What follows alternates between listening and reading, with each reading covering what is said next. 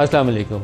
आजकल एक महंगाई का और बिजली के बिलों का बहुत शोर है पूरे पाकिस्तान के अंदर, और जो हुकूमत ने बजट पेश किया और जिस तरह की इन्होंने हिकमत अमली अपनाई, उसके नतीजे में मैं पहले दिन से कह रहा हूँ कि बहुत इन्फ्लेशनरी बजट है। ये हो ही नहीं सकता कि इसके बाद महंगाई नीचे आ जाए और लोगों की ज़िंदगियों में सुकून आ जाए। ये बहुत क्रेडिट लेते रहे और ढोल पीटते रहे कि हमने सैलरीज बढ़ा दी हैं, लेकिन एक तरफ आप तनख्वाह लोगों की बढ़ाएँ 15%, 15%, 20% या 25%, साथ उनके ऊपर आप इनकम टैक्स की स्लैब्स इंक्रीज़ कर दें और साथ ही बिजली के बिलों में इजाफा कर दें, दूध के ऊपर, आटे के ऊपर, हर चीज़ जो आप घर में कंज्यूम करते हैं, एसेंशियल आइटम, अशाया ज़रूरिया जिन्हें कहते हैं, जो ज़िंदा रहने के लिए गरीब भी इस्तेमाल करता है और अमीर भी इस्तेमाल करता है, उनके ऊपर टैक्स की शरहें बढ़ जाएँ। दूध पर लीटर एक डब्बा जो है वो 70-75 रुपये ऊपर चला गया। तो कौन सा ऐसा घर है जिसमें 2-3 लीटर दूध नहीं रोज़ाना इस्तेमाल होता होगा? जिस घर में बच्चे हैं शायद इससे ज़्यादा इस्तेमाल करते होंगे। तो इतनी आमदन किसी की बढ़ी है? नहीं बढ़ी है। उतनी आमदन बढ़ी नहीं, सैलरीज इंक्रीज़ होने के बावजूद, जितनी कॉस्ट बढ़ गई है। तो पहले से ज़्यादा आपकी गुर्बत में तो इजाफा हो सकता है, आपकी टेक होम इनकम में इजाफा नहीं हुआ। तो इससे इन्फ्लेशन तो आएगा, महंगाई होगी, लोगों की चीखें तो ज़रूर निकलेंगी, बेहतरी की उम्मीद नहीं है। ऊपर से हुकूमत ये टोपी ड्रामा ये कर रही है, रोज़ाना प्राइम मिनिस्टर साहब का एक बयान चलाती है, वो पता कर रहे हैं कि ये 200 से ऊपर जो यूनिट वाले हैं इनका बिल कैसे बढ़ गया। भाई यूनिट बढ़ाने के लिए एक ख़त लिखा गया, उनको कहा गया कि आप एवरेज बिल करें ताकि इनके ऊपर जो नंबर ऑफ़ डेज़ का इतलाक़ होता है कि कभी 35 हो जाते हैं, कभी 40 हो जाते हैं, कभी 20 हो जाते हैं, उसको आप एवरेज आउट कर दें। इस महीने जो आज खबर छपी हुई है उसके मुताबिक एवरेज बिल्स डालेंगे 30 डेज़ के। तो जिसने कम कंज्यूम किया था या ज़्यादा कंज्यूम किया था उसको 30 डेज़ के बिल आए, उससे ऊपर चला गया। जो टैरिफ की शरहें थी उसको रिवाइज़ किया गया, बिल ऊपर चला गया। अब ऊपर जाने के बाद कई लोगों को पता कर रहे हैं, हमने कमेटी बिठा दी है। तो ये पाकिस्तान में 70-75 सालों से लोगों को बेवकूफ़ बनाने का एक ही तरीका है, कमेटी बिठा दो, कमेटी की रिपोर्ट आएगी तो फैसला करेंगे। वो आज तक कोई रिपोर्ट आई नहीं जिसके नतीजे में रेट नीचे जाना हो। तो पाकिस्तान के लोगों के ऊपर कुछ हमें सारों को मिलजुल के रहम करना चाहिए, ख़ास तौर पर वो लोग जिनकी आमदन कम है, उनकी सर्वाइवल एट स्टेक है इस वक्त, और हर वो काम करने की कोशिश करनी चाहिए जिससे उनकी मुश्किलों में इजाफा ना हो। लेकिन हम हर वो काम करने की कोशिश कर रहे हैं IMF का नाम लेके जिससे उनकी तकलीफ़ में इजाफा हो सकता है। एक ऑप्शन ये मौजूद थी कि आप प्रॉपर्टी सेक्टर्स के ऊपर टैक्सेशन करते, उसके ऊपर जो पैसे का भाव है उसको चेक करते, पैसा कहाँ से आता है उसको मनी ट्रेल जिसको कहते हैं उसके ऊपर सवाल जवाब करते। उसको करने की बजाय हमने क्या किया है, हमने कहा जितनी सिविल ब्यूरोक्रेसी है, जितनी फ़ौज है, जितना मर्ज़ी वो बेचें उसके ऊपर सवाल नहीं करेंगे। क्यों नहीं करेंगे भाई? बाकी पाकिस्तानियों ने क्या कसूर किया है कि उनके ऊपर करेंगे? शहदा के ऊपर एक एग्जम्पशन रहनी चाहिए, उनको इज़्ज़त करनी चाहिए, सलाम करना चाहिए, उनको सल्यूट करना चाहिए जिन्होंने पाकिस्तान की खातिर अपनी जानें कुर्बान की। लेकिन बाकियों के लिए एग्जम्पशंस क्यों? एट बेस्ट ये हो सकता था कि आप कहते हैं कि एक प्लॉट जो ज़िंदगी में बेचेगा उसके ऊपर तो हम ये एग्जम्पशन उसको देंगे, बाद में सवाल करेंगे और टैक्स भी लेंगे। वो आपने तो ब्लैंकेट इम्यूनिटी दे दी। तो ये कौन सा पाकिस्तान की मोहब्बत आपके दिलों में जागी है? मेरी तो बिल्कुल अक्ल और समझ से बाहर है। जो ये बजट पेश किया गया है ये मसाइल बढ़ाएगा, कम नहीं करेगा। IMF का प्रोग्राम अल्लाह करे वक्त पे हो जाए ताकि कुछ एक आस उम्मीद लोगों की लग जाए। पाकिस्तान की जो दूसरी तरफ आ जाएँ, जो सियासी जंग है और अदालती जंग है, वो भी एक नई शक्ल इख्तियार कर रही है। और लगता ये है कि ये जो अदारा जाती टकराव है ये पाकिस्तान को एक ऐसे मोड़ पर ले आएगा कि जहाँ किसी एक को जल्द ही शिकस्त या तो माननी पड़ेगी, खुद से पीछे हटना पड़ेगा, या एक इदारा दूसरे को फ़तह करने की कोशिश करेगा, उसको शिकस्त देगा। आज इस्लामाबाद हाई कोर्ट में उसकी रिफ्लेक्शन हमें नज़र आई है, क्योंकि एक जज के ख़िलाफ़ कैंपेन चलाई गई, तारिक जहांगीरी साहब के ख़िलाफ़, कि उनकी डिग्री जाली है, और उसके ऊपर खूब सोशल मीडिया के ऊपर भी चर्चा होगा, व्हाट्सएप ग्रुप्स के अंदर खूब वो ख़बर फैलाएगी। लेकिन हुकूमत की जानिब से हमारे जो वज़ीर कानून हैं, जो हर मौके के ऊपर बयान देने के लिए तैयार होते हैं, वो अच्छा हो या बुरा हो, उनका काम यह है कि इस्टेब्लिशमेंट और हुकूमत की हाँ में हाँ मिलाने के लिए, किसी ज़माने में इंफॉर्मेशन मिनिस्टर ये काम करते थे, अब लॉ मिनिस्टर की भी ड्यूटी यही है कि हर गलत काम को भी उन्होंने कहना होता है हाँ ये सही काम है। लेकिन इस मामले के ऊपर वो नहीं बोले। इस्लामाबाद हाई कोर्ट ने आज जो एक गैर मामूली काम ये किया कि तारिक जहांगीरी साहब के अलावा बाकी सारे जज बैठ के अदालत लगाई उन्होंने, और उसके ऊपर सवाल जवाब किया। जो स्टेटमेंट्स थी वो बड़ी सख्त थी कि किसी को हक़ नहीं कि सोशल मीडिया पर मुहिम चलाए। जितने अदारे बैठे हैं वो क्या कर रहे हैं? PTA, FIA, पैमरा को नज़र नहीं आ रहा। अब हम हुकूमत को, पैमरा को बताएंगे कि इनकी क्या ज़िम्मेदारी है। चीफ जस्टिस कह रहे हैं ये अदारा जाती रिस्पॉन्स है, जो इसमें मुलव्वस होगा गर्मियाँ अडयाला जेल में गुजारेगा। अब इस बयान के बाद मैं सोच रहा था कि शायद चीफ जस्टिस आज आमिर फ़ारूक साहब हुक्मनामा देंगे और किसी को अंदर कर देंगे और गर्मियाँ उसकी जेल में गुजरेंगे। लेकिन इसके बाद उन्होंने समाज जो थी वो गर्मियों के बाद तक, गर्मियों की छुट्टियों के बाद तक मुलतवी कर दी, इसलिए गर्मियाँ जेल में जाने का इम्कान नहीं है। जिसने भी ये खबर फैलाई है आराम से रहे, सर्दियों में उसका जेल जाने का अगर इम्कान हुआ तो पैदा होगा। बहुत हो चुका है, जो मुहिम के पीछे उसे नहीं छोड़ेंगे। तासुर है कि हुकूमत इस मुहिम के पीछे है।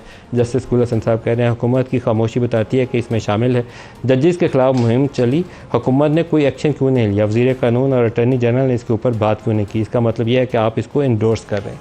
तो इस तरह की बहुत सारी बातें हैं। और कल एक और इससे भी बड़ा मामला सुप्रीम कोर्ट के सामने होगा, और वो रिज़र्व सीट्स का मामला है, वो भी हतमी स्टेज के ऊपर है। पिछले हफ्ते उसका फ़ैसला हो सकता था, लेकिन बाज़ नामालूम वजूहात, मैं उसको समझने से कासर हूँ, क्योंकि सिर्फ जवाब आना बाकी था और उसको एक हफ़्ते की तारीख डालने की कोई जवाज़ नहीं बनता था। एक अहम इशू जिसके ऊपर 1 महीना गुजर चुका है, 2 महीने गुजर चुके हैं, उसके ऊपर फ़ैसले की घड़ी थी, फ़ैसला आना चाहिए था, फ़ैसला नहीं हुआ। और ऐसी ही सूरत हाल कल हमारे सामने सुप्रीम कोर्ट में होगी जैसी इस केस के मामले में। और तारिक जहांगीरी साहब जिनकी वजह से आज ये बेंच बैठा, तारिक जहांगीरी साहब कर क्या रहे हैं? तारिक जहांगीरी साहब ने इस्लामाबाद के तीनों हलकों के ऊपर एक ट्रिब्यूनल के अंदर वो केसेस हैं, और नून लीग के तीनों MNAs को उन्होंने बुलाया हुआ है। आज शायद 2 को या 3 को जुर्माना भी किया उन्होंने, और मामला कहाँ जाएगा ये भी आइंदा दिन तय कर देंगे। और अगर फ़ैसला इस्लामाबाद में होता है तो क्या इस्लामाबाद तक रुकेगा, या लाहौर के ऊपर जो पतन की रिपोर्ट कहती है कि वो फॉर्म 45 थे ही नहीं और नतीजा पहले आ गया, वो भी केस साथ खुल जाएगा, और फिर सियासत क्या रुख इख्तियार करेगी। हमारे साथ आज पैनल में शामिल हैं आतिफ खान साहब, पाकिस्तान तहरीक इंसाफ के सीनियर रहनुमा हैं, राजा अलीम अब्बासी साहब हैं, मेंबर हैं इस्लामाबाद हाई कोर्ट बार के, तारिक फजल चौधरी साहब हैं, PMLN से चीफ विप भी हैं और उनके कौमी असम्बली के रुकन भी हैं। सबको खुशामदीद कहते हैं प्रोग्राम में। आतिफ साहब, ये जो अदलिया वाली लड़ाई है ये कहाँ जाके रुकेगी? आज तो बड़ा गैर मामूली काम था इस्लामाबाद हाई कोर्ट। बहुत शुक्रिया जी। ये अदलिया की लड़ाई तो देखें, ये तो काफ़ी अरसे से वक्तन फ़वक्तन पाकिस्तान में होती रही है। कहते भी रहे हैं कि प्रेशर है, एक आध जज पे होता था, कभी एक आध फैसले में होता था। अभी तो ये कुछ अरसे से जो हो रहा है ये तो बिल्कुल, मतलब ये पाकिस्तान की तारीख में कभी हुआ है कि 6 हाई कोर्ट के जजेस ने ख़ुद ख़त लिखा है कि जी हमारे साथ ये हो रहा है? मतलब अनहोनी बात है। और जो कर रहे हैं वो तो अदालत के साथ भी कर रहे हैं, लेकिन अपने साथ भी कर रहे हैं। मैं एक सिंपल सी बात कहता हूँ, इससे हट के थोड़ी सी बड़ी बात देखें। कहते हैं इदारों की इज़्ज़त करें, फ़लानी की इज़्ज़त करें। हर एक आदमी की अपनी और हर एक इदारे की अपने हाथ में अपनी इज़्ज़त होती है। जब आप पॉलिटिक्स में इन्वॉल्व होते हैं, आप पे क्वेश्चन भी उठेंगे, आप पे एतराज़ात भी होंगे, आप पे कीचड़ भी उछलेगा। तो मेरे ख़्याल में तो अभी बहुत हो गया, ये चीज़ इतनी ओपन हो गई है। मतलब वो भाई बैठे हुए हैं, इनको ज़्यादा पता होगा, लेकिन जुडिशरी में हर एक चीज़ में, चाहे वो ये जो आप अभी बता रहे हैं रिज़र्व सीट्स का, क्यों 1 हफ़्ता डिले किया? प्रेसिडेंट तो काजी साहब का यही है कि वो फ़ैसला जल्दी सुना देते हैं अगर ठीक होता है तो उनके हिसाब से, लेकिन अभी 1 हफ़्ता लेट कर दिया। अभी उसमें भी पता नहीं आगे क्या होगा। इसी तरह खान साहब के केसेस हैं, इसी तरह हमारे बाकी पार्टी मेंबर्स के केसेस हैं। तो बहुत गलत तरफ ये चीज़ जा रही है। मतलब वो पॉलिटिक्स अपनी जगह, लेकिन इदारा और मुल्क और पूरी दुनिया देख रही है, बहुत गलत डायरेक्शन में ये चीज़ें जा रही हैं। अलीम साहब, आप फरमाइएगा। ये जो आज फुल बेंच था, बड़ा बेंच है, लार्जर बेंच है, एक जज साहब तारिक जहांगीरी साहब ही नहीं, बाकी तो पूरी इस्लामाबाद हाई कोर्ट ही बैठ गई, और रद्द-ए-अमल भी बड़ा सख्त दिया उन्होंने। पीछे इसके साइंस क्या है? कौन था उस सारी कैंपेन के पीछे? जी मलिक साहब, बहुत शुक्रिया जी। सर, गुजारिश ये है कि ज़रा हमारा रोज़ हाई कोर्ट में हम पेश होते हैं, रेगुलर अपीयरेंस हमारी है। मैं इस्लामाबाद बार काउंसिल का वाइस चेयरमैन भी रहा, मैं मेंबर भी हूँ। ऐसा आई डोंट थिंक कि जी कोई कॉन्स्पिरेसी है या कोई पीछे कोई हाथ है या कोई, जिस तरह लोग कहते हैं, बिल्कुल ऐसी बात नहीं है। देखिए, पाकिस्तान में आपने देखा कि बड़ी चेकर्ड हमारी हिस्ट्री है। जो आइन के ट्राइकोटोमी ऑफ पावर की जो बात हम करते हैं, हर जगह आप भी करते हैं, हम भी करते हैं। ये किसने फैलाई कि डिग्री जाली है? देखिए, डिग्री, मैं तारिक जहांगीरी साहब को मैं पर्सनली भी जानता हूँ। We started our career in 1991 और उन्होंने लॉ किया, हमारे सामने लॉ किया, हमारे सामने वो वकालत शुरू की उन्होंने। और ये कोई फॉर द फर्स्ट टाइम नहीं हुआ। इससे पहले वो डिप्टी अटॉर्नी जनरल थे, उस वक्त भी वेरिफिकेशन हुई इनकी डिग्रीज़ की। डिप्टी प्रोसिक्यूटर नैब हुए, एडवोकेट जनरल इस्लामाबाद हुए, एलिवेशन हुई। अब देखिए ना, रियासत माँ होती है ना, रियासत आपकी रियासत आपको कोख लेती है। फैलाया किसने की डिग्री जाली? सर, गुजारिश ये है कि एक आम आदमी था, मैं तो उसको नहीं जानता, ना उसको जजेस जानते हैं, ना उसको इस्लामाबाद के लॉयर जानते हैं। उसने एक एप्लीकेशन दी कि जी ये वेरीफाई करें, और देखें 91 में उन्होंने लॉ किया, मैंने 91 में लॉ किया। अब वो मैनुअल एक डॉक्यूमेंट मौजूद है यूनिवर्सिटी कराची में, उसमें अगर आप टेम्परिंग कर दें, आपकी रजिस्ट्रेशन नंबर है से के 701 है, एक को आप 7 कर दें, 0 को आपका ख्याल है कि टेम्पर करके उसको जारी? जी, ऐसे ही हुआ। ऐसे इसलिए कि देखें ना, मैं तो आई विटनेस हूँ उनके कैरियर का, कि मैं मेरे वो दोस्त भी हैं, मेरे साथ हमने इकट्ठी वकालत शुरू की और हर जगह में उनके साथ रहा। तो ये किसने टेम्परिंग की? देखिए ये तो आपको डिग आउट करने वाली बात है कि कौन लोग हैं जिन्हें उनके फैसले पसंद नहीं हैं, कौन लोग हैं कि जो उनको डिक्टेट करते हैं जी कि do this and don't do this. तो जाहिर है ये तो मेरे पास कोई एविडेंस 6 नहीं है। जजों ने खत लिखा था उसमें तारिक जहांगीरी साहब भी शामिल है। जी बिल्कुल, तारिक तो जहांगीर आपके साहब ख्याल में वो एक फैक्टर हो सकता है? वो हो सकता है जी, पर उसके बाद देखिए ना हाई कोर्ट के जजेस का उनका उस खत में था क्या? वो ये कहते हैं ना जी कि हमें इंटरफेरेंस हो रही है, हमारे फैसलों को बदलने की कोशिश हो रही है। तो ये एक पूरी कैंप, इससे देखें ना, जब तक ये चीज़ें सामने नहीं आई कोई ऐसा इशू नहीं आया, कोई ख़त नहीं लिखा गया, कोई इस तरह के प्रेशर्स नहीं आए। लेकिन जब एक ख़ास सियासी जमात के केसेस आए उनको टेकअप किया गया, इलेक्शन के जो चोई साहब के जो मामलात आए वो टेकअप किए गए। लेटेस्ट ट्रिब्यूनल का मामला ही है ना? तो लेटेस्ट जो मामला है गालिबन ट्रिब्यूनल का ही होगा और उसी वजह से देखें ना। और देखें सर, बात ये गुजारिश ये है कि आप अदलिया का एक अपना तकरीम है, मैं अदलिया के किसी फैसले से, जज से मैं मुतफिक नहीं हूँगा। मैंने आज भी उसी बेंच में एक केस किया, मैं हार गया वो, आई लॉस्ट दैट केस, लेकिन मेरे पास अगले फोरम मौजूद है ना। तो इसलिए मैं नहीं समझता कि आप पाकिस्तान में अगर देखें ना जुडिशरी इंडिपेंडेंट नहीं होगी, और ये हम सब कहते हैं, चोई साहब की जमात के लोग भी कहते रहे जब इन पे ज़ेर अताब थे, ये भी कहते हैं आजकल। लेकिन अगर हम जुडिशरी को आज़ाद नहीं करेंगे, जुडिशरी के विंग्स क्लिप करेंगे, उनको अपनी वेम्स और विशेज़ के मुताबिक हम कहेंगे आप फैसले करें, तो फिर तो जंगल का कानून होगा ना सर। फिर आप तारिक साहब, तारिक साहब, ये मामला आपके ट्रिब्यूनल के केसेस वाला है, जजों के ख़त वाला है, ये क्या कहानी है? तारिक जहांगीरी साहब निशाना क्यों बने?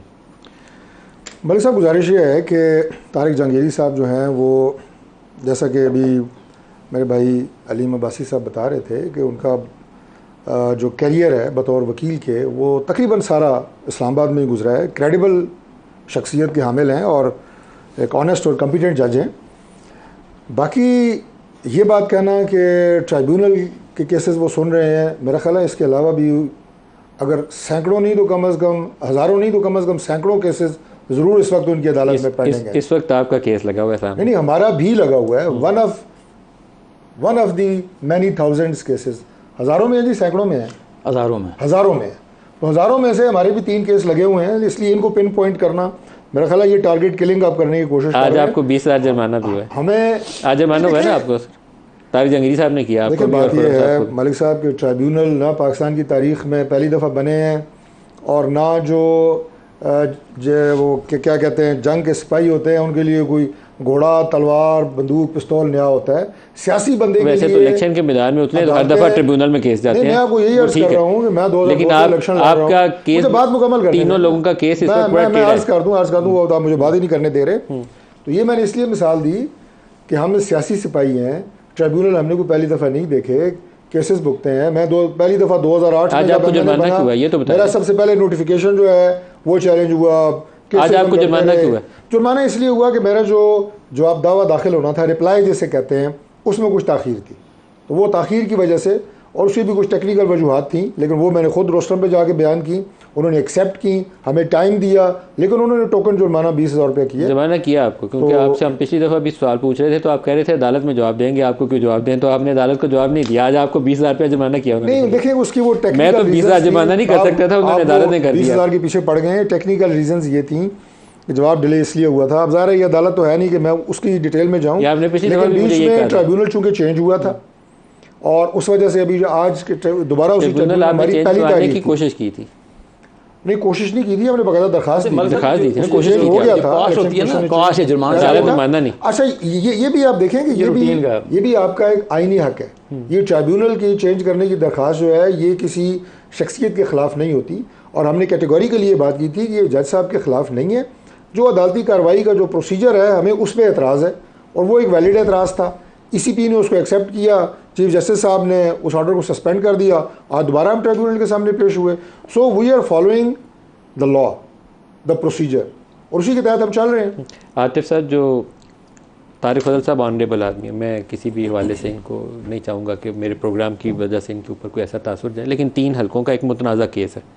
मुतनाज़ा केस में हुकूमत ने एक चोर रास्ता निकाला, रिटायर्ड जज लगा दो, उसके ऊपर इस्लामाबाद हाई कोर्ट ने एक पोजीशन ये मलिक साहब, मैं करेक्ट रिटायर्ड जज का कानून आपने तब्दील किया था, मैं करेक्ट कर आपने रिटायर्ड जज का रास्ता बदला था, और अब देखिए, आप लोग आपने एक फंसे ऐसा हुए हैं, तो word आपने use रिटायर्ड किया है जज को जो दोबारा हुकूमत के हवाले से मैं आतिफ खान साहब से सिर्फ नहीं, मैं तो कहता इजाजत हूँ आपसे लाहौर की सारी सीटें आपकी देखिए, मुतराद हैं। गुजारिश ये है, लाहौर की सारी नहीं, सीटें नहीं, आपकी आप स्टेटमेंट मुतराद ना बदले ना, पहले इस पे रहें कि जो आपने कहा हैं। ना ये कि चोर चोर रास्ता तरीका, है, ये चोर रास्ता है। पहले मुझे जवाब तो देने दें ठीक। ना। आज आप वो बने हुए हैं कमेंट्री वाले में होते हैं जैसे मुसलसल। ये प्रोविजन इलेक्शन एक्ट 2017 में पहले से मौजूद थी। आपने लॉ चेंज किया, हमारी इंटरिम गवर्नमेंट के आखिरी 2 महीनों में वो रिटायर्ड जज वाला कानून section आपने बदला, तब्दील किया गया, आपने बदला ना, और अभी दोबारा उसे अपनी असली हालत में रेस्टोर किया गया। इसलिए कि अब आपको जरूरत थी उसकी। हमारे कानून बैठे हैं, पूछ लें इनसे। वो सर्विंग जज मैं काबू ठीक नहीं कह थे रहा आ हूं, गलत कह रहे। रहा सर हूं। लॉ आपने बदला था कि नहीं बदला था? नहीं, हमने बदला था, हमने इसलिए कि रिटायर्ड जज काम नहीं कर रहे। 4 साल कासिम सूरी बैठा रहा था, और पिछली गवर्नमेंट में भी 4 साल कासिम सूरी आप बैठा अच्छे रहा काम भी था, करते हैं, आपसे गलतियां भी होती हैं। 4 साल कासिम सूरी बैठा रहा था, उसका फैसला नहीं था हुआ, तो आपने कहा रिटायर्ड जजों का नहीं, रास्ता वो बदलो। ट्रिब्यूनल से फैसला हो गया था बाद में ऊपर उन्हें सुप्रीम कोर्ट ऑर्डर बैठा मिला था सुप्रीम कोर्ट से। वो 4 साल सुप्रीम कोर्ट के उस बैठा ऑर्डर रहा ना में जी। रहे। आपने कहा नहीं सर्विंग जज लगाओ ताकि वक्त पे ठक ठक फैसले हो, ठक देखिए, ठक फैसला आने लगा तो तारीख अभी आप खुद मान लें, आखिरी जुमला मैं कहूँगा कि अभी खुद ये बात साबित हुई है आपके प्रोग्राम में कि सर्विंग जजेस के पास हज़ारों केसेस पेंडिंग हैं। कत्ल लेकिन के इसमें केसेस प्रोविजन पेंडिंग है, हैं, इसमें ज़मीनों के प्रोविजन केसेस पेंडिंग हैं, है अरबों कि रुपए जिसके की पास प्रॉपर्टी के केसेस पेंडिंग हैं। जिसके पास वो ट्रिब्यूनल के अगर- केसेस आए उसको अगर अदर उसके पास केसेस ना दिए जाए। होगा, नहीं, इसके अंदर प्रोविजन डाली गई है बिल्कुल कि अगर कैसे उसके ऊपर बताएं? एक्स्ट्रा लोड है तो उसको दूसरे जजेस जो दूसरे केसेस हैं for the time being high court उसको रिलीज टाइमिंग नहीं दे, और हटाएंगे। वो ट्रिब्यूनल के हमारे केसेस को ट्रिब्यूनल पहले के डे पास टू डे हेयरिंग करके आज फैसला भी करें। तकरीबन 10 रेगुलर केसेस थे, उसके आपका बाद फैसला हमारा सुना केस ना था। जी उन्होंने, वो तो डे टू डे हेयरिंग पे तैयार बैठे हुए हैं जज साहब। नहीं करें डे टू डे हियरिंग, तो वो तो लेकिन आप मैं आपको याद परेशान कर रहा ना हूं हो workload कि उन से। पे केसेस का प्रेशर पूरे पाकिस्तान में सर्विंग जजेस पे बहुत ज्यादा है। सर, आपने ये law क्यों provision बदला था? election आपको act पता है में कि आपने law इस क्यों वजह बदला से थी आतिफ साहब। रिटायर्ड जज की, और उसको रेस्टोर किया गया, चेंज नहीं किया आपने गया। बंद किया था अपनी हुकूमत में, पीडीएम के दौर में आपने बंद किया था उस रास्ते को, क्योंकि आप लोग का ख्याल था कि रिटायर्ड जज काम खराब करते हैं, सर्विंग वाले ताकतवर होते हैं, serving is more powerful. Atif साहब, ये जो 3 वाला इशू है, हो सकता है तारिक साहब का बिल्कुल जेन्युइन इशू है, क्योंकि इनका ख्याल ये है कि इनके केस में शायद दरख्वास्त भी लेट आई है, तो वो इनके पास हैं लॉजिक्स है, मैं उसको इनमें गुंजाइश दूंगा। लेकिन लाहौर के जितने हल्के हैं, पतन की रिपोर्ट ये जाहिर करती है कि वहाँ पे भी तनाज़ा मौजूद है। यहाँ से एक सीट भी उड़ गई ना नून लीग की, एक सीट भी, तो लाहौर वाला पूरा इलेक्शन सारा का सारा ट्रिब्यूनल के सामने पड़ा होगा। देखिए, इलेक्शन की जहाँ तक बात है, हम फॉर एग्ज़ाम्पल 4 लोग इलेक्शन लड़ रहे हैं और आपका फॉर्म 45 एक और तरह का हो और हम तीनों का एक तरह का हो, तो कौन सा सही होगा? मतलब मोस्टली केसेस में जो हारने वाली सिर्फ पीटीआई का नहीं, पीटीआई के साथ 1, 2 या 3 जो भी जमातें हैं, उनका फॉर्म 45 और पीटीआई का फॉर्म 45 एक है, और इनके काफ़ी हजरात जो जीते हुए हैं वो कोई और हैं। तो मकसद उसमें तो ये कैसे हुआ आपके ख्याल में? रिकॉर्ड टेम्पर हुआ? रिकॉर्ड टेम्पर हुआ है। वो तो इलेक्शन कमीशन ने अपने वेबसाइट से कई दफ़ा कोई चीज़ निकाल देते हैं, फिर डाल देते हैं, फिर निकाल देते हैं। उन्होंने तो पता नहीं तो चीफ जस्टिस साहब तो हमारे किसी केस में पूछ रहे थे फॉर्म 47 कौन सा होता है, तो वो ये तो जीते ही फिर फॉर्म 47 पे। तो बस ये देखें, जो इलेक्शन का हुआ है, ये सारा मसला वही है। वजह उसकी ये है कि देखें, जब आप इलेक्शन सही नहीं जीत के आते तो आपके पास वो मॉरल अथॉरिटी नहीं होती, ना आप फैसले कर सकते हैं, ना आप सही फैसले कर सकते हैं, क्योंकि आपके पास आवाम की ताकत ही नहीं है। तारिक फजल चौधरी ने तो आगे पीछे नहीं ना किया, फॉर्म भी इन्होंने आगे पीछे नहीं किया। पहले तो इलेक्शन कमीशन को पकड़ के अंदर डालना चाहिए ना, जिसने फॉर्म की जिम्मेदारी। ये तो देखें, अब इन्होंने खुद ही चौधरी साहब ने जिक्र किया कि जब हमारी ये निगरान हुकूमत थी, मतलब निगरान हुकूमत भी इनकी थी, इन्होंने बदला था लॉ। हाँ, तो ये कह रहा हूँ ना कि इन्होंने भी जिक्र किया कि हमारी जब निगरान हुकूमत थी, मतलब निगरान हुकूमत भी इन्हीं की थी। पीडीएम की 16 माह की गवर्नमेंट का जिक्र पीडीएम की, उसमें चेंज हुआ था। पीडीएम ने बदला मकसद ये है, देखें कि अगर ये इलेक्शन का एक भी, जिस तरह आपने बिल्कुल सही कहा कि एक भी अगर उड़ जाता है ना, तो ये पता नहीं कितने केसेस हैं, रिपल इफेक्ट होगा ना, रिपल इफेक्ट होगा। और यही शायद इनके सर पे भी एक तलवार लटकाई हुई है फैसला करने वालों ने कि अच्छे बच्चे बन के रहो। फैसला तो कोर्ट ने करना है, आपका ख्याल है ये एस्टैब्लिशमेंट ने करना है? फैसले कौन करता है? मतलब ये जजेस ने क्या कहा? नहीं करना तो तारिक जहांगीरी साहब नहीं, ट्रिब्यूनल ने जो भी फैसला किया, और ये अपील भी करेंगे उसके खिलाफ। उनके साथ यही हो रहा है जो हो रहा है। अच्छा, आपके ख्याल में इसी वजह से हो रहा है? इसी वजह से हो रहा है। मतलब वो कह रहे हैं कि 91 से मेरे साथ जज हैं, कितनी दफ़ा वो रहे हैं फलानी पोजीशन पे, तो पहले कभी उनके क्या वो वेरिफिकेशन नहीं हुई होगी। अभी जब ये केसेस आए हैं तो अभी उनके खिलाफ कैंपेन भी शुरू हो गई, उनकी डिग्री भी जारी हो गई। बाबर सत्तार के पास वो ग्रीन कार्ड है, तो सबको पता होगा, जिस वक्त तैनाती हुई थी उस वक्त भी पता होगा। मैं जस्टिफाई नहीं करता, मेरे ख्याल में नहीं होना चाहिए, लेकिन उसकी अब कैंपेन चलाई इसलिए कि उसने खत लिखा है 6 जजों ने। यही मैं कह रहा हूँ। तो फिर आप कह रहे हैं कि फैसले अदालतों ने करने हैं। थ्योरेटिकली तो आप ठीक कह रहे हैं, फैसले तो अदालतों ने करने हैं, लेकिन जो जजेस चीख के ये कह रहे हैं कि जी हमारे कमरों में कैमरे लगे हुए हैं, हमारे रिश्तेदारों को अगवा किया जाता है, तो मतलब इससे तो साफ जाहिर है ना कि कहाँ होते हैं। दूसरा भाई ने बात की, चौधरी साहब ने, कि जी लोड है जुडिशरी पे, नो डाउट लोड है। तो अगर लोड है, जजेस की तादाद बढ़ाएं, जुडिशल रिफॉर्म करें। उसका यह है कि आपने बाकी केसेस के लिए तो अगर इतना वर्कलोड का आपको फिक्र है तो बाकी भी फिर रिटायर्ड जजेस लगा दें जिनकी प्रॉपर्टी के केसेस हैं, जो 20-20, 30-30 साल से बेचारे रुल रहे हैं, तो उनको भी थोड़ा सा रिलीफ मिल जाएगा। तो या तो अगर इतने ज़रूरी हैं ये जजेस तो बाकी लोगों के केसेस के भी लगा लें, सिर्फ ट्रिब्यूनल के लिए क्यों लगा रहे हैं? जज निशाने पे क्यों है जी इस वक्त? खास फोकस मरकज़ क्यों, कोई ख़ास वजह? देखिए, इस्लामाबाद के हद तक तो ज़ाहिर है एक वो ख़त था जो उन्होंने दिया। क्यों खत लिखना पड़ा?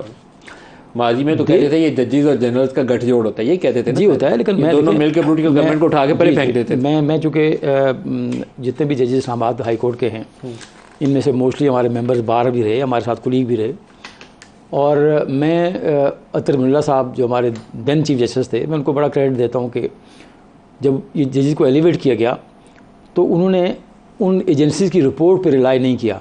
उन्होंने इनके पर्सनल क्रेडेंशियल्स को, इनके जो अपराइटनेस थी उसको देखा, और इनके जो प्रोफेशनल जो इनकी अप्रोच थी उसको देखते हुए उन्होंने ये जजेस एलिवेट किए। और मैं इनको जो पर्सनल भी जानता हूँ, मेरा नहीं ख्याल कि इनमें से कोई एक जज भी ऐसा होगा जो अपने वेस्टेड इंटरेस्ट के लिए केस के फैसले करेगा, जो किसी के दबाव में आके फैसले करेगा, जो ब्राइब्ड होकर फैसले करेगा, जो किसी और कंसिडरेशन के हवाले से। मैं इसलिए ये शायद मुझे कहना नहीं चाहिए, लेकिन चूँकि मैं इस बार का मेंबर हूँ और ये यहाँ से एलिवेट हुए मोस्टली लोग, ये तकरीबन एक खातून को छोड़ के और अरबाब साहब को छोड़ के बाकी सारे जजेस जो है हमारे इस बार के बाद फैसले थे जस्टिस आमिर फारूक के और जस्टिस कियानी साहब के। टू बी वेरी ऑनेस्ट, मुझे वो अच्छे नहीं लगे माजी के उनके कुछ फैसले, और मैं उन फैसलों के मुतालिक राय नहीं सही रखता। लेकिन अभी मुझे लगता है कि सब जज एक ही जगह पे खड़े हैं, यूनिटी है उनके अंदर। वो आज जस्टिस आमिर फारूक भी साथ खड़े हैं, जस्टिस कियानी सबसे ज़्यादा दबंग लगते हैं, हालांकि उनकी बात फैसलों के ऊपर मेरी बड़ा तनकीद थी। मुझे लगता था ये सही फैसला नहीं करूँ ना कि आज भी ज़रूरी नहीं है कि जो जज फैसला करे वो दुरुस्त हो, 100% दुरुस्त हो, लेकिन ये हमारा जो एडमिनिस्ट्रेशन ऑफ जस्टिस का निज़ाम है इसमें you have to go down. आपको अगर एग्रीव्ड हैं, जैसे ट्राइब्यूनल है, और मैं अर्ज़ करूँ कि एक ज़िम्मन बात आ गई, ट्राइब्यूनल जो तारिक जहांगीरी साहब का बना, he is in the tribunal by virtue of his office as a जज ऑफ द हाई कोर्ट। सो इसका सारे का सारा जो स्ट्रक्चर है वो डिफरेंट है, उनका प्रोसीजर डिफरेंट है। और जैसे आपने भी पॉइंट आउट किया कि may be in future in petition में से कोई या इलेक्शन कमीशन को रिक्वेस्ट करे कि सर चीफ जस्टिस को कि सर जो बाकी केसेस हैं, जो साइंड केसेस हैं, वो इनसे फॉर द टाइमिंग जब तक ये ट्रिब्यूनल का फैसला नहीं आता वो आप उनको ना करवाएं। और दूसरा एक बहुत अच्छा जो 17 का एक्ट था, इसमें एक बड़ा सेल्फ मैकेनिज़्म उन्होंने डेवलप किया कि 180 डेज़ का टारगेट डेट उन्होंने दी, उसमें उन्होंने कहा कि डे टू डे हियरिंग होगी। तो आप देखें ना, ये अगर हम उनसे गिला करें कि जी why you are doing it on day to day basis, ये मैं समझता हूँ कि हमें उन लेजिस्लेचर से बात से गिला करना चाहिए। लॉ के अंदर प्रोविजन आपने प्रोवाइड किया, सिर्फ लॉ ये कहे कि 1 लाख रुपया कॉस्ट क्यों डालते हैं। और ये कॉस्ट जो आप बात कर रहे थे चौधरी साहब से, ये रूटीन का मामला है, कोई एज वो नहीं होता कि जी कोई बताने के लिए कि जी कि कोई बहुत बड़ी बात हुई, रूटीन में करते हैं जी, आपकी पिटीशन लेट है, आपको ये कॉस्ट डालते हैं। तो गुजारिश भी ये है कि वो ट्रिब्यूनल में अगर कोई गिला हो सकता है तो वो लॉ गिवर से हो सकता है जिन्होंने दिया कि जी आपने क्यों 180 डेज दिया। और मैं समझता हूँ कि सूरी साहब की आपने बात की, ब्रेक ले लें जी, हमारे साथ रहिए।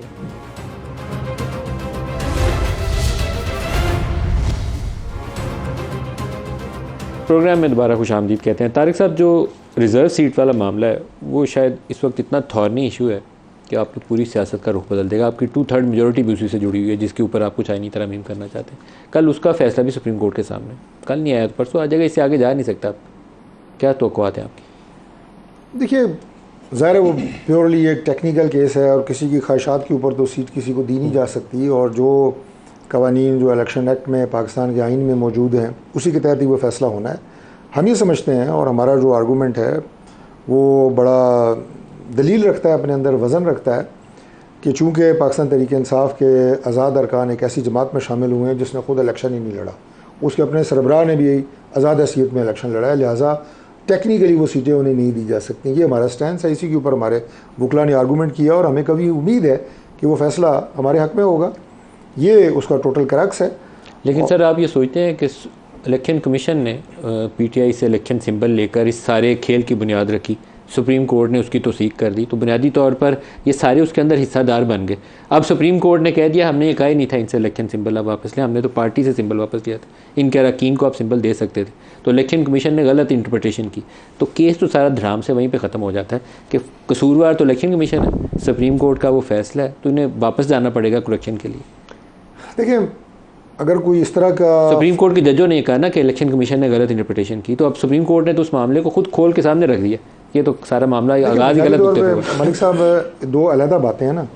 एक ये कि उस फैसले में सुप्रीम कोर्ट के ऑर्डर्स क्या थे और उसकी interpretation election commission of Pakistan ने क्या की, ये गलत की या सही की अलग मैटर है। सुप्रीम कोर्ट कहता है गलत की तो मैं भी कहता हूँ, लेकिन बात यह है कि वो एक अलग चीज़ थी। अगर इंटरप्रिटेशन गलत थी तो उसको ठीक कराने की भी कानूनी रेमेडीज़ थी। क्या तहरीक इंसाफ ने या इनके लीडर्स ने वो ली, उनको दुरुस्त करवाया। एक बात, अगर ईसीपी ने इंटरप्रिटेशन गलत की थी तो इनकी पूरी लीगल टीम तो नहीं सोई हुई थी, उन्हें तो पता लग जाना चाहिए था कि इंटरप्रिटेशन गलत हो रही है। और होता भी यही है कि जब भी कोई एक कोर्ट किसी को फैसला करती है तो आपकी अपनी लीगल टीम उसको इंटरप्रेट करके उसकी लीगल रेमेडी दूसरी अदालत या फोरम से लेती है। एक बात। दूसरी बात यह है कि अगर ये हो भी गया, इलेक्शन भी हो गया, तो इनके पास ऐसी ऑप्शंस मौजूद थी कि ऐसी जमातें मौजूद थीं जिन्होंने इलेक्शन में हिस्सा लिया, ये उन्हें ज्वाइन कर सकते थे, जिन्होंने अपनी लिस्टें जमा करवाई हुई थी और इलेक्शन कमीशन में बाकायदा एक जमात की हैसियत से हिस्सा लिया हुआ था। अब एक ऐसी जमात का इंतखाब करना कि जिसमें कोई इलेक्शन लड़ा ही नहीं उसके सिंबल पे, मैं समझता हूँ कि फिर ये लीगल टीम की दूसरी बड़ी नाकामी है। अच्छा, इसमें अलीम साहब, जो पाकिस्तान तहरीक इंसाफ के बाद अरकान ऐसे थे जिन्होंने पीटीआई की टिकट जमा कराई हुई थी और एफिडेविट भी जमा कराया हुआ था। अब सुप्रीम कोर्ट के सामने मामला खुला है तो पता चला कि वो 9 ऐसे अरकान हैं जिन्होंने एफिडेविट भी दिया हुआ है, टिकट भी जमा कराई हुई है। तो एज पार्लियामेंट्री पार्टी तो पीटीआई अभी भी एग्जिस्ट करती है इंडिपेंडेंस के बावजूद। तो ये सुप्रीम कोर्ट का फैसला इतना आसान नहीं होने जा रहा, कल आए या रिजर्व हो जाए, जब भी आए it's going to be a very tricky decision और हमारे पार्लियामान के अंदर जो कंपोजिशन है ना वो भी चेंज हो जानी है। ये तो 2/3 देख रहे थे हुकूमत वाले, लेकिन 2/3 तो पीटीआई की सीटें छीने तभी बनती है, वैसे नहीं बनती। जो कानून की मंशा है ना, वो कानून की मंशा है कि कोर्ट्स ने डिसाइड करना है within 4 corners of law एक, लेकिन at the same time there is a principle of law के प्रिंसिपल ऑफ नेचुरल जस्टिस। ये एक बड़ा मुसलमान कानून है हमारे ज्यूरिस्प्रूडेंस में। तो वैक्यूम में सुप्रीम कोर्ट फैसले नहीं कर सकती, सुप्रीम कोर्ट आंखें बंद करके फैसले नहीं कर सकती। ये हर उस आदमी को पता है इस पाकिस्तान में कि जो लोग इंडिपेंडेंट जीते उनको बैकअप किसकी थी, उनको बैक में सपोर्ट किसने किया। फिर सब्सिक्वेंटली वो उन्होंने गवर्नमेंट में शामिल नहीं हुए, वो जो कोलिशन गवर्नमेंट उसमें शामिल नहीं हुए, दे ऑप्टेड कि जो एक और जमात में जाएं जो उनकी इत्तेहादी थी, जो इत्तेहादी थी। तो देखिए, कानून को अंधा नहीं होना चाहिए कि जी आप मेरे लोगों को डिसलॉज करें on the basis of technicalities. कानून एक ज़िंदा हकीकत है और वो तमाम जो एलिमेंट्स हैं जो सामने सामने आपको नज़र आ रहे हैं, और देखें ना, इंसाफ को भी तकाज़ा है ना कि आप एक जमात है, पीपल्स पार्टी है या एन है या कोई और जमात है, वो अपनी सीटें ले चुकी जो रिजर्व सीट थी जो अपनी स्ट्रेंथ की बुनियाद पे। तो अब ये कहाँ का इंसाफ होगा कि आप उनसे कहें कि जी ये चूँकि इन्होंने फ़लाँ लीडर के नाम पे वोटें ली थी लेकिन ये रिज़र्व में सीटें आपको दी जाएंगी। ये it would be a very difficult decision अगर सुप्रीम कोर्ट ये करती है कि जी नहीं, टेक्निकल की बुनियाद पे कि जी आपकी पार्टी नहीं थी, आपका सिंबल नहीं था, आपने अप्लाई नहीं किया। तो मैं समझता हूँ कि ये मुश्किल होगा सुप्रीम कोर्ट के लिए, ये इसको डाइजेस्ट करना बहुत मुश्किल फैसला है। लेकिन ये आतिफ साहब फैसला जुड़ा हुआ है इस वक्त साथ, जो एक ख्वाहिश मौजूद थी ना कि 2/3 मेजोरिटी मिलेगी, तो खबर चलाई जाती थी या ये फीलर छोड़ा जाता था कि चीफ जस्टिस की रिटायरमेंट एज को हम बढ़ा देंगे और ये कर देंगे और वो कर देंगे, बढ़ा देंगे, 3 साल की टर्म कर देंगे। तो वो सारी चीज़ें, वो सारे ख्वाब या वो फीलर्स जो थे, वो सारा कुछ धराम से नीचे ज़मीन पे आ गिरेगा। देखिए, उसमें 2 इम्पॉर्टेंट चीज़ें हैं जो आपने अभी केस की बात की। पहली बात तो यह है कि हमेशा जो कानून बनता है, मतलब हम भी लेजिस्लेचर रहे हैं 10 साल से, चौधरी साहब भी हैं, स्पिरिट ऑफ लॉ एक चीज़ होती है जो लोग कहते हैं ना letter and spirit of law क्या है कि इलेक्शन में जो लोग जिस पार्टी को या जिस ग्रुप को या जिस बंदे को वोट दें उसी हिसाब से उसको प्रोपोर्शनेट सीटें मिलनी चाहिए। तो केस तो यही है कि जी हमें सीट वोटें मिली हैं तो हमें ही रिजर्व सीटें मिलनी चाहिए। ये कहाँ का इंसाफ है? एक पार्टी की एक सीट है और उसको आप 2 रिजर्व सीटें दे रहे हैं, मतलब ये कोई अकल मानती है? मतलब इस तरह तो नहीं हो सकता ना कि जज इस तरह का फैसला कर दें। ठीक है, टेक्निकल ग्राउंड्स अपनी जगह होंगी। दूसरी बात जो मुझे इसमें बड़ी अजीब लगी है, जो आपने भी जिक्र किया, सुप्रीम कोर्ट ये कहती है कि जी ये इंटरप्रिटेशन गलत की इलेक्शन कमीशन ने, और साथ में ये भी कहते हैं कि ये जी हमारी रिस्पॉन्सिबिलिटी नहीं है इसको ठीक करना। मतलब अगर हमारी आपस में लड़ाई है या कोई गलत मैंने किया है तो तभी आप कोर्ट जाएंगे ना, और कोर्ट उसको ठीक करेगी। तो अगर कोर्ट सिरे से अपने आप को निकाल ले, इस मामले से नहीं निकाल सकेगी। अब ये कह रहे हैं उसके ना, फैसले के नतीजे में इलेक्शन कमीशन ने इंटरप्रिटेशन की, Exactly. उसी के ऊपर 8 फरवरी का इलेक्शन हुआ, और वो तो अब अदालत के हमें पता ही नहीं है, तो ये बात तो मानने वाली नहीं है। हमें पता नहीं है, और ये कह रहे हैं कि जी उन्होंने गलत इंटरप्रिटेशन की, और साथ में कह रहे हैं कि जी हमारी रिस्पॉन्सिबिलिटी भी नहीं है इसको ठीक करना। तो अगर आपके फैसले इलेक्शन कमीशन ने गलत फैसला आपने किया, इलेक्शन कमीशन ने उसको गलत इंटरप्रेट किया, और सज़ा उसकी आप जो लोगों को सीटें मिलनी चाहिए जो अवामी मैंडेट है उनको आप उसको कैसे उससे फारिग कर सकते हैं? थे जिनके जो ऑब्जर्वेशंस थी बड़ी मानीखेज थी, जैसे जस्टिस अतर मिनल्ला हैं, जस्टिस मंसूर हैं, मंदोखेल हैं, जस्टिस मुनीब हैं या अफरीदी हैं, जस्टिस आयशा हैं, क्लियरली वो लाइन ड्रॉ कर रहे थे कि नहीं ये स्पिरिट ऑफ डेमोक्रेसी, आपने स्पिरिट ऑफ लॉ इस्तेमाल की, उन्होंने स्पिरिट ऑफ डेमोक्रेसी, लोगों की मंशा क्या थी। मैं आपकी तरफ आ रहा हूँ, मैं सिर्फ 1 मिनट अगर आप इजाज़त दें। लेकिन बार बार टेक्निकलिटीज़ की बात हो रही है। मैं वकील तो नहीं हूँ, लेकिन बाज़ चीज़ें ऐसी होती हैं जो बड़ी एविडेंट होती हैं और उनके समझने के लिए या समझाने के लिए वकील होना ज़रूरी नहीं है। अभी दोबारा आ जाते हैं जो ट्राइब्यूनल्स की हम बात कर रहे हैं। अब ट्राइब्यूनल में जब आप नोटिफाई होते हैं, जैसे मैं अगर मेरा नोटिफिकेशन हुआ है इलेक्शन जीतने का, तो मेरे मुखालिफ जो भी उम्मीदवार इलेक्शन पटिशन करना चाहते हैं ट्राइब्यूनल में, वो दाखिल करने के लिए उसे 45 दिन के अंदर अंदर दाखिल करनी होगी। है ऐसे ही है भाई साहब, 45 दिन। अब एक बंदा 46वें दिन 46th डे पे चला जाए कि जी 1 दिन ऊपर हो गई है, मेरी पटिशन रख लें, टेक्निकलिटीज़ में ना जाए, मेरा राइट ख़त्म हो जाएगा, फलां हो जाएगा, अदालत एंटरटेन करेगी? नहीं करेगी। सो टेक्निकलिटीज़ आपके केस में दिन ऊपर हुए होती है। मेरे अपने ज़ाती केस में 100% ये टाइम बार पटिशन है कि उसमें उन्होंने दाखिल की 43rd डे पे। 7 दिन का कोर्ट ने उन्हें कहा कि 7 दिनों के अंदर आप कुछ ऑब्जेक्शंस हैं ये वापस दुरुस्त करके लाएं। अब विदिन 7 डेज़ उन्हें दोबारा आना था, वो आए हैं 22 दिनों बाद। तो ये तो बिल्कुल ओपन एंड शट केस है। अब इसमें मुखालिफ हमारे दोस्त कहें, भाई कहें कि जनाब ये तो टेक्निकलिटीज़ के ग्राउंड पे, लेकिन टाइम वाला इशू भी एक तो अदालत ने फैसला करना है, दूसरा सिर्फ आपके हल्के के ऊपर इतलाक होता है। इसलिए मैंने इब्तदाई कलमात में भी कहा कि आपके केस में ये मौजूद है टाइम बार वाला इशू, बाकी तो इशू नहीं है। बाकी भी हमारे बाकी भी दोस्त हैं, उधर भी ये मसला है। लेकिन अभी आप देखें कि ये जो ट्राइब्यूनल अभी ऑनरेबल सुप्रीम कोर्ट ने सस्पेंड किए हैं, इलेक्शन कमीशन पंजाब की बात कर रहा हूँ, उसमें जो इब्तदाई प्रोसीडिंग्स 1-2 ट्राइब्यूनल्स की हुई हैं, पिंडी में हुई हैं, 1-2 और ट्राइब्यूनल्स हैं, पहली पेशी पे उन्होंने पटिशन्स खारिज कर दी हैं इस बुनियाद के ऊपर कि ये टाइम बार्ड है। यही मसला कि आप with in the prescribe time 45 days, या अगर 7 दिन अदालत ने दिए थे तो 7 दिन के अंदर दोबारा दाखिल नहीं कर सके, वो पटिशनें उड़ गई। तो बताइए इनका केस टाइम बार्ड के हवाले से कहाँ स्टैंड? जी मैं बात करूँ कि और ये मैं एक और मैं आपको बात करूँ कि तारक जहांगीरी साहब हमें कभी भी नहीं लगा कि वो प्री डिटरमिन्ड माइंडसेट से फैसला करेंगे, बिल्कुल भी नहीं है। आई थिंक आज उन्होंने कहा है कि ये टाइम वाला इशू जो है ना जी करेंगे, वो देखें फैसले के अंदर उसका आप देखिए, आप अगर ये प्रीएम्प्ट कर रहे हैं पहले ही कि जी वो ये फैसला करने जा रहे हैं, तो मैं समझता हूँ ये ज्यादती है। नहीं, हमने देखिए ना, नहीं जो लोग उनको कहते हैं जी आप इसे डिस्टेंस कर लें इस केस से, या आपने तो एप्लीकेशन दी ना वहाँ ट्रांसफर की। मेरा अपना ये ख्याल है इन्होंने बजाय देकर जज ही तब्दील करने को, बजाय इसके कि आप जज से लड़ें या लोगों से कहता हूँ कि जज से लड़ें, आप केस में लड़ें। ये बड़ा सब्सटेंशियल पॉइंट है इनका कि अगर ये एक स्पेशल ट्राइब्यूनल है, ये हाई कोर्ट नहीं है, ये सुप्रीम कोर्ट नहीं है, एक स्पेशल ट्राइब्यूनल की स्पेशल पावर्स हैं। अगर वहाँ 45 दिन हैं और 43 दिन दायर करने के बाद, ऑब्जेक्शन लगाने के बाद वो वापस ले लेते हैं फाइल अपने पास, तो ये हाई कोर्ट इंटरप्रेट करेगी कि ये टाइम बार्ड हो सकता है। ये बिल्कुल करेगी कि आज 7 दिन के अंदर अंदर आपने वो ऑब्जेक्शन रिमूव करने थे, आपने एप्लीकेशन रिमूव 7 दिनों में नहीं किए, लिहाजा जब आपकी जो 22 दिन के बाद आपने जो पिटीशन फाइल की दोबारा, that would be constitute as a time barred, ये हो सकता है। लेकिन वो स्टेज अभी आई नहीं ना सर, वो स्टेज आज डिस्कस हुआ, बल्कि उन्होंने अच्छी बात पॉजिटिव मैंने ये देखी, मैं खुद उसमें मौजूद था कोर्ट में, उन्होंने कहा कि जी आप जो एक एप्लीकेशन दें, ये जो आपके क्वेश्चंस हैं, जो आपका जो इश्यूज़ हैं, जो टाइम लिमिटेशन के हवाले से है, दोनों को, एक और जो हल्का था अंजुम वकील साहब वाला, उनको भी इसमें भी कहा, और कि जी आप दें और आप उसका जवाब दें ताकि ब्लैक एंड वाइट में चीज़ें आएँ और हम उसको फैसला करें। सिर्फ एक चीज़ मैं ऐड कर दूँ जी, ये बात भी लाजिम है और ये प्रैक्टिस है कि अगर इस तरह का एतराज़ किसी ट्राइब्यूनल में एप्लीकेशन पे आ जाता है,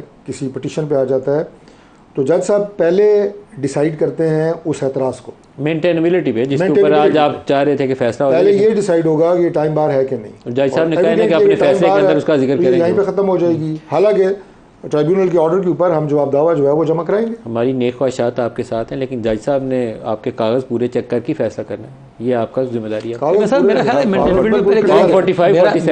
ख्याल है कि जब मैं वहाँ कोर्ट में था, वो एक किसी मैगजीन ने हेडलाइन छापी थी ना, फ्रॉम 47 टू फॉर्म 47, बड़ी पाकिस्तान की तारीख के ऊपर सही उतरती है। पूरे कागजों के साथ वोट भी पूरे होने चाहिए ना सर, वो फॉर्म 45 वाले कागज पूरे होने चाहिए ना, अगर वो इनके पूरे हैं तो मलिक फिर साहब कल मैं परसों में जवाब दावा दाखिल करूंगा, रिप्लाई जिसे कहते हैं, आपको साथ लेके जाऊंगा। आपके फॉर्म 45 मैंने खुद चेक करवाने, मैं खुद चेक करवाऊंगा। करवाऊंगा। आतिफ साहब बिल्कुल एंड पे आ गए सर। ये जो लड़ाई है, ये असल इशूज़ से, जिसका मैंने इब्तदाई कलमात में जिक्र किया कि लोगों के लिए सर्वाइवल की जंग इस वक्त सबसे बड़ा है, लेकिन हमारे इशूज़ ये हैं, अदालत ने आज ये कर दिया, इनकी हुकूमत जाने लगी है, तारिक साहब की सीट है कि नहीं है।